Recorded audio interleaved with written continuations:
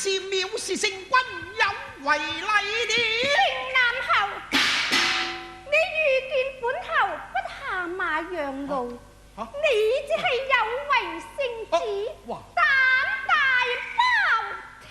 哇！咁講嘢，我呸！你知否遇着高官都要先讓我轉。同騎馬出街都要避一面，不論罪高官都要讓我先。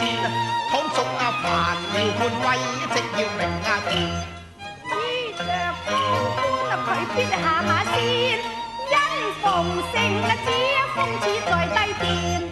若遇高官，佢必讓我官加官，以為自己非君犯法變明斷。你不下馬先，一揮離劍頸改斷，聲就快縮沙，縮沙而下斜下跌。真係㗎，依我智慧大給你頸改斷，聲就快爛絲，不惜下馬變受。平西後，可知道聖上預設本番，上方寶劍，逢君下馬，逢民下拜。你小小呢個平西後，有何德何能，敢與本番唇槍舌劍？平南侯，本侯亦係聖上御賜免死金牌，衣錦還鄉。